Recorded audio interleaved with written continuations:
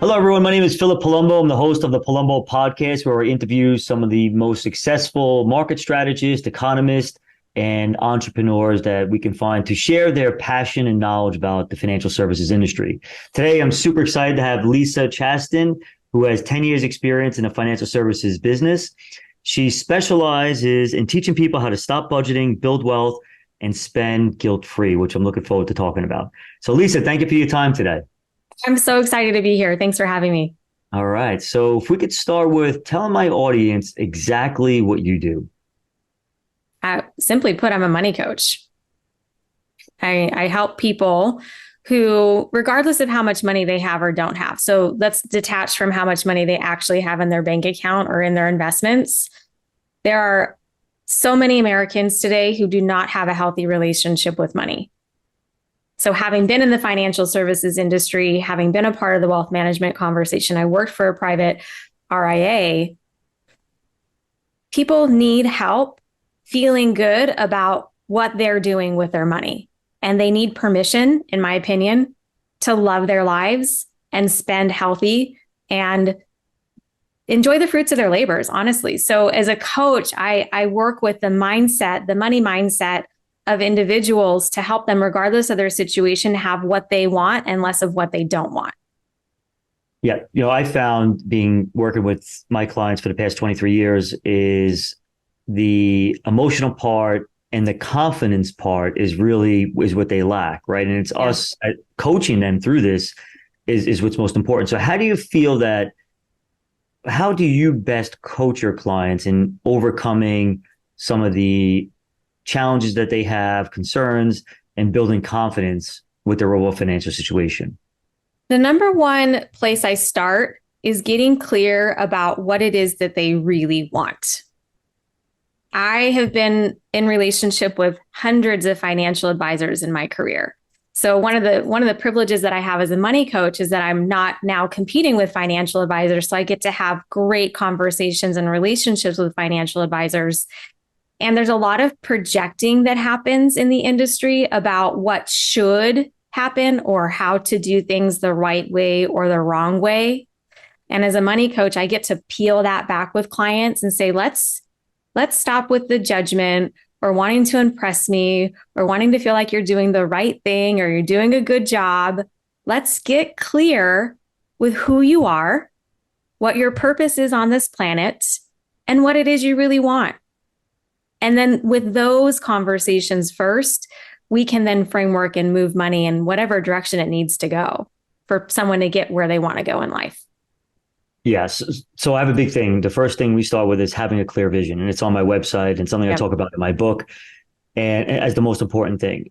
And what I find is if I ask people, what's the vision for your life for the rest of your life? Many people will say, well, it's in my head. Right. Well, yeah. Right. So when you talk to people and you ask them, paint the picture for me of what you want things to look like, do you get a blank stare? What is normally the response that you get? Initially, so just to back up for a second about my credentials, I'm a certified trainer in neuro-linguistic programming. And those are a total of 5 certifications designed for me as a coach to learn how to pull it out of people. Because initially you might get that blank stare or someone's going to try to access from a conscious place what they want. And so the first thing that when I speak or when I talk to clients, what do you want? What do we hear? We hear buzzwords like security, freedom. Those are the top 2. Someone wants security and freedom. Okay, well, what does that mean really? And neuro-linguistic programming and the coaching that I do is designed to help break through the conscious mind, the conscious awareness, and all that programming that we have of what we should be doing to be like, okay, well, what do you want really? And to create trust and rapport in a way that we can break down the walls and have some vulnerability to be able to get through to the other side of, well, my mom and dad taught me that it should be this way, or I think that because I'm in this industry, it should look a certain way. Well, having been a financial advisor who drained my 401k to build my business, and I understand imposter syndrome really, really well, there's a lot that we're afraid to say because we may not believe that it's possible, or that we might believe that there's going to be backlash. And as an entrepreneur, when I told my blue collar dad who worked in the union his entire career that I was going to be an entrepreneur, he almost shit his pants. Like he was so scared for me. I'll tell you a story about that in a second, but go ahead. So it's as a coach, I'm trained to pull it out of people so that we can get past the this blank stare and the fear to get to the heart of what's really important to someone, whether or not they actually have the money in the moment to make it happen. I'll tell you a story about a prospect comes into my office. And there's another, I was going to tell you a story about my grandfather in a second, but I'll just get into the prospect. Came into my office and he was like a bull in a china closet. I'm not even joking. And he comes in and you sit in my conference, we have a nice area where we can sit, and he starts going off about his financial situation, tells me about his real estate property he has, the income he's generating, his portfolio. And he's like a madman. He's about 67, 68 years old. And I said, let's not talk about the finances for a second. Just sit down for a moment and tell me the vision for your life for the rest of your life. And he never thought I was going to say that. He thought I was going to get into, okay, you have a real estate and write that down, and you have income and write that down. Instead, which is most important, is I told him what I just told you. And as soon as I did that, his entire self just relaxed. And then if you sit down in my conference room and you look outside the window, it's a beautiful scenery. And he started to look outside the window and then start telling me what he thought he wanted his vision to look like. And it completely calmed him. So, it's interesting, because people are all about the numbers and kind of back of the envelope. Oh, I just sold my business for $5 million. Write that down. I have a $2 million property. Write that down, and then do some simple, quick math. And like in my book, I talk about this. The path to get into a work optional lifestyle is understanding what that vision looks like, what the cost of that vision is, what assets you have, what assets you need, right, and backing into it, obviously. Correct. Right. So when you start to dig deeper, like I did with this particular prospect, you feel people do open up most of the time? I do. It takes some trust to get there. And you and I are on different sides of a relationship with clients, because just like the gentleman who wanted to open up his portfolio and talk about all the amazing things that are happening in his portfolio, for all of us, there's stuff going on behind the scenes that we might be ashamed of or afraid of, and may be afraid of someone judging us. And so that trust building has to happen on the front end so that they can bring their walls down and realize that I'm not there to judge them. I'm not there to shame them. I'm there to love them. And I think that the finance industry needs a whole lot more of that, which is my mission. Yeah, no, I agree with you. That's important. Just so my audience understands, right? So you don't manage money. I don't. You're there to coach investors, coach families, individuals on making the right financial decisions. Where for me, I'm doing the same thing, but I'm also managing money. And sometimes people put a wall up for advisors like myself because they feel like I'm just, maybe I'm just telling them something just to manage their money, but obviously I'm not doing that. But that's the difference between you and I, which is, it's kind of a nice, it's a nice barrier, which is terrific. So you get people to open up and then tell them, how they want to go about doing things and what their vision looks like we just described. Then what do you do next after they tell you what they want? Well, one is, okay, so here we've painted a picture. You've imagined what it is that you say you want. Well, now let's figure out what the actual gap is. What's the problem? What's the challenge? What's the reason you don't have that? Because if you have, let's say you have $10 million and you're not living the life that you are meant to live, what's going on? Right. And it's fear and shame and scarcity. And for a lot of individuals that I know that have a lot of money, it's scarcity that's in the way. Well, there's never going to be enough, or trust issues. I don't trust this person. I don't trust that person. More money, more problems. Right. And wealthy people, you could say over $1 million in assets, are some of the most privileged people on the planet and in America today. And then there's that wall of like, well, who do I trust? Who do I talk to? And who can I feel safe with to share what's really going on outside of what size my portfolio is? Right. So we say, okay, we know, okay, we get it. We have a clear understanding what it is that you want. That takes some time to figure out sometimes too. There's homework involved. Let's do some journaling. Let's go talk to your spouse. Let's come back. It could take 3 or 4 conversations to work through that. And then to your point, well, how much is that going to cost you really? Right. and teaching and educating others of like, what is the real cost of a financially free life? What is the real cost of a work optional lifestyle? And there's a lot of people in my world that don't know their numbers. No, of course. I'd say 90% of people don't know their numbers, literally. I mean, there's no, even the wealthiest people don't even know their numbers. Yeah. So what are you making? What are you spending? That's not budgeting. That's an overall awareness. What's your net worth? What does it mean to you? Where are all of your assets? Right. Where are they? Right. And yeah. It's no, you're right. It's no, you're right. 100%. It's all of those, all the above. It really is. So what I found is I tell people all the time that there are three most important things to know about money, and it's your spending, number one, number two is your spending, and number three is your spending. Really, in understanding that. And listen, I'm not perfect by no means, and I'm not suggesting that I am, right? But that is without a doubt the most important part, because the money that you're going to make and the money you're going to save and invest at growth rates, return of 7%, 8% or more, that's going to make or break your overall vision by far. Mm-hmm. If every dollar you're making after tax you're spending and you're not saving anything, it doesn't matter how great of a coach you are or how great of a coach or advisor that I am, it's never going to work. So how do you talk to people about spending and expenses, and where do you stand as it relates to that? What I'm intimately on a mission for is to help any of my clients or anyone that's listening to this conversation or anyone that goes to your podcast or my podcast is to hear that it's okay to spend. And that is counterintuitive to a lot of financial advice. So when it comes to what you're spending, you have to give yourself grace and you have to give yourself permission to spend. Right. My dad tells this story all the time of his brother who worked until he was 62 years old, retired and died. So if all you're doing is saving and all you're doing is hoarding and all you're doing is being in a conversation about not spending, are you really enjoying your life? So we get to find a balance of enjoying your money and also saving, because I believe it's possible to do both. Of course, you have to do both. Why we working hard. I agree with you. In fact, the whole idea behind the make work optional is to get people to the point where work is optional as quickly as possible. So you're not that 65-year-old, right, or 70-year-old that worked until then, and now you want to enjoy life, and God forbid some type of health issue happens, which happens all the time.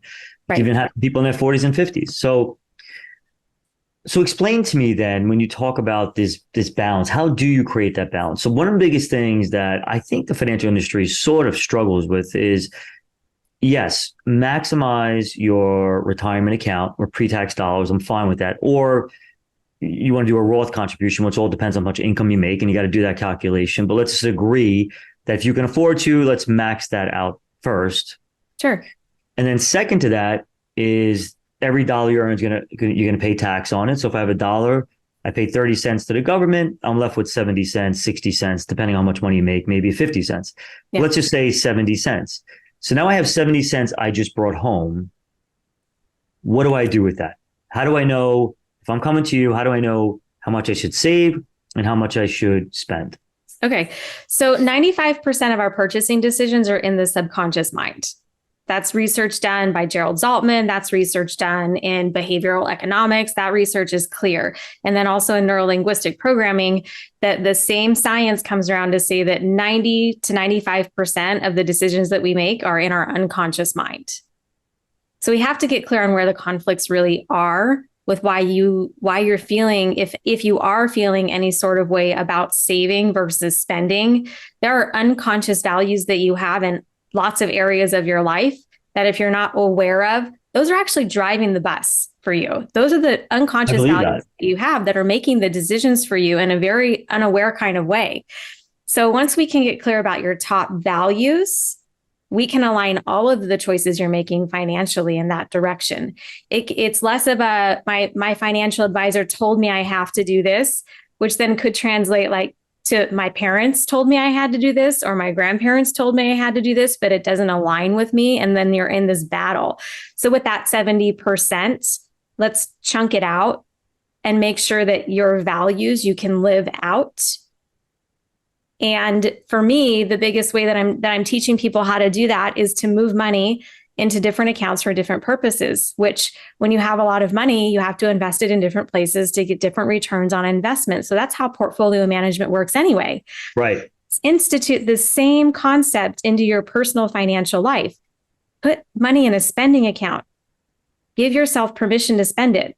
Put money in a savings account for travel, specifically for travel. Chunk it out. And it's much easier on a daily basis to see where it's going and for what purpose. Right. I think that's terrific. Can you give me an example, right? When you're sitting down with a potential, think about a client of yours, right? And that you sit down and say, let's talk about your top values. And how does one's top values relate to spending? Could you give me an example of that? Absolutely. I have a client, they're a 30-year air conditioning company, family owned and operated. And the husband and wife have different values financially. He's a giver, he's a spender, she's a saver. She wants to have a lot of money. So which I'm trained to do is work through what are your unconscious values, and we put her values together, her top 5 values when it comes to money specifically. The very top value was security. Right below that was freedom. So what that says to me is that she can have freedom when she has security, but it can't be the other way around.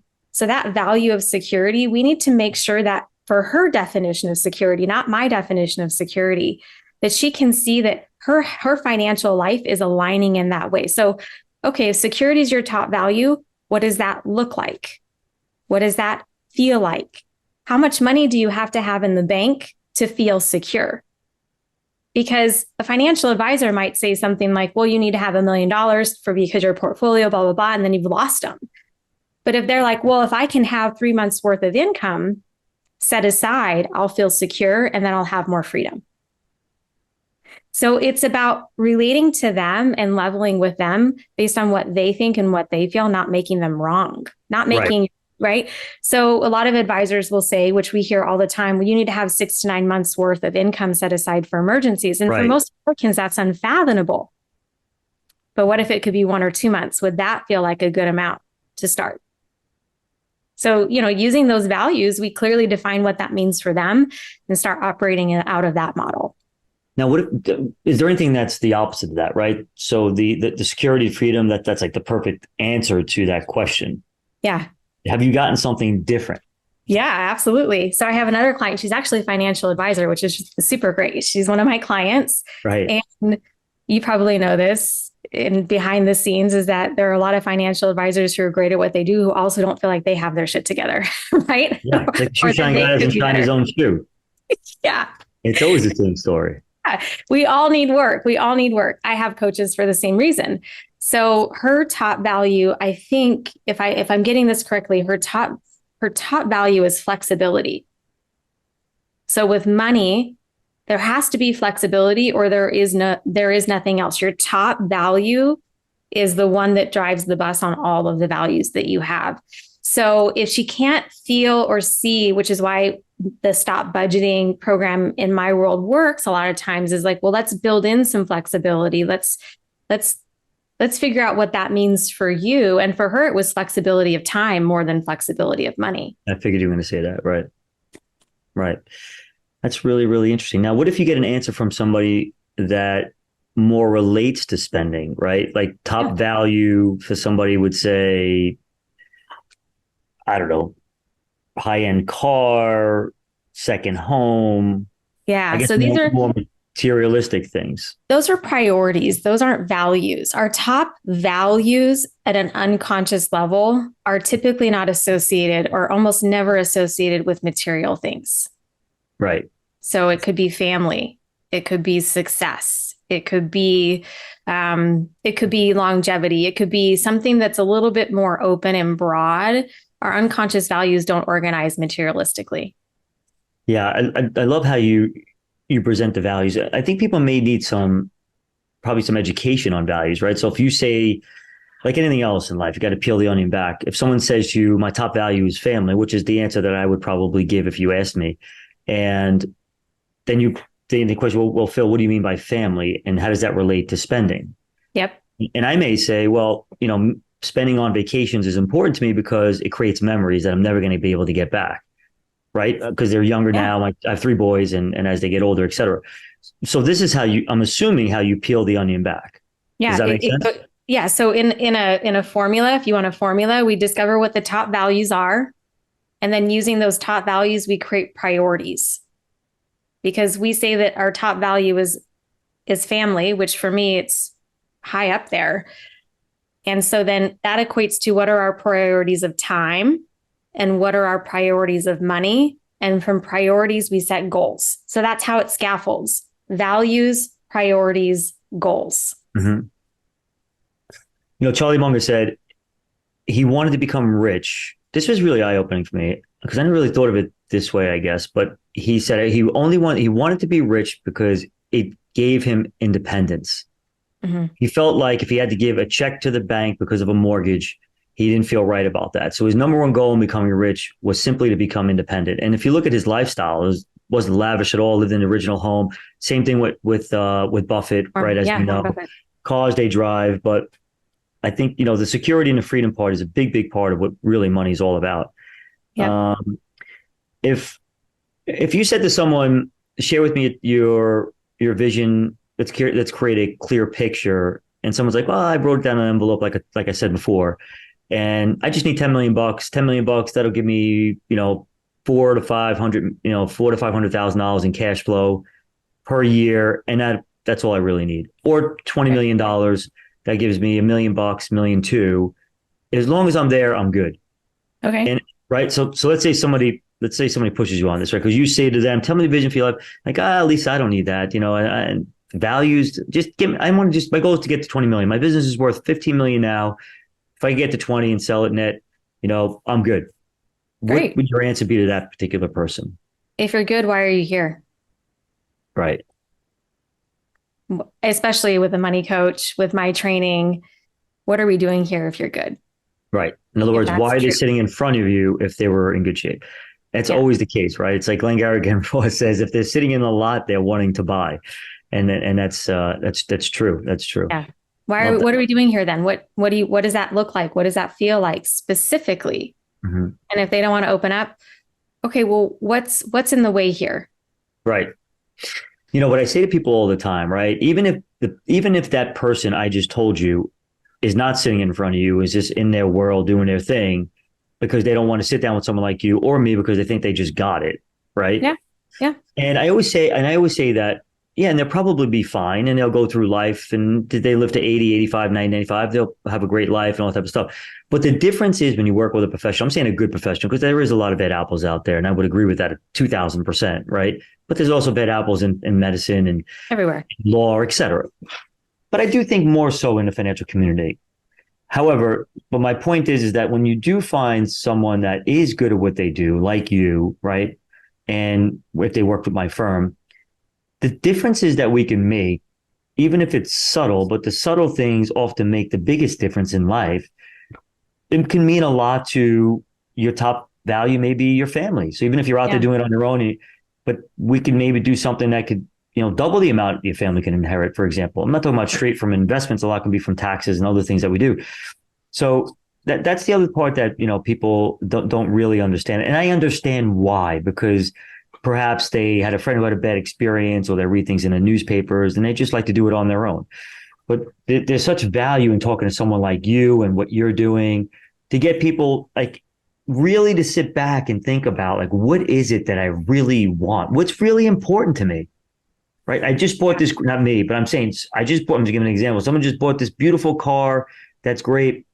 But that's not really important to you. What's important is your family. So why does that car do for you for your family value? But they never took the time to really understand that. And maybe if they did understand it, they wouldn't have bought that car and could have saved that money and helped their family, whatever that may be.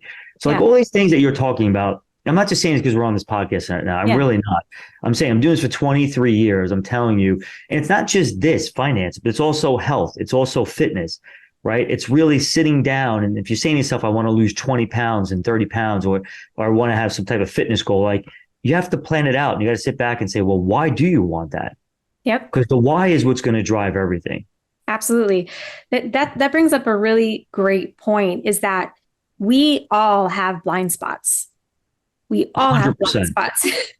And going through my trainings and certifications, we're required to go through it as a student first.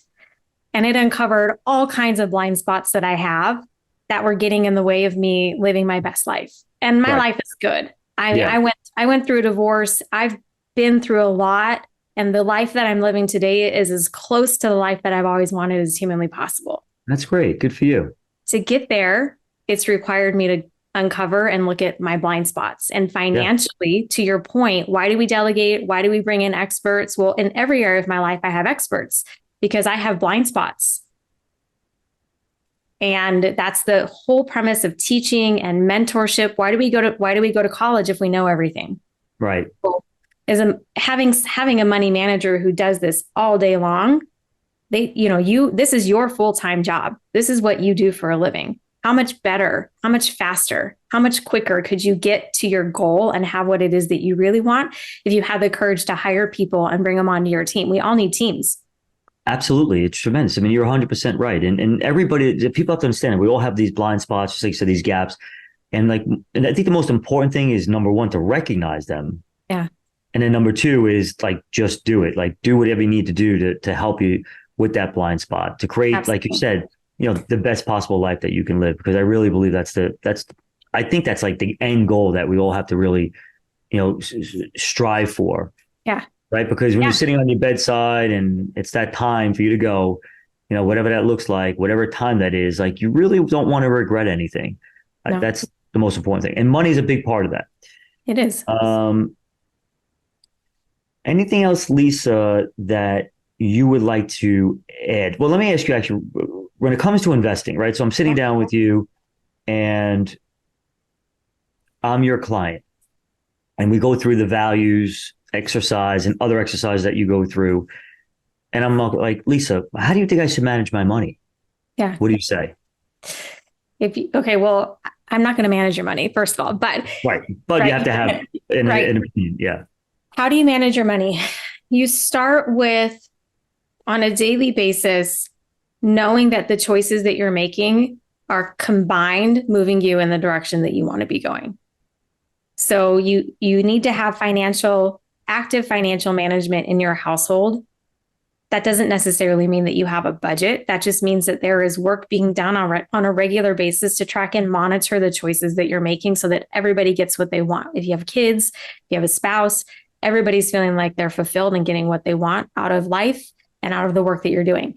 And then when it comes to investing, you need to make sure that the investment choices you're making are all moving the ball forward in the same direction, that they're not competing against one another.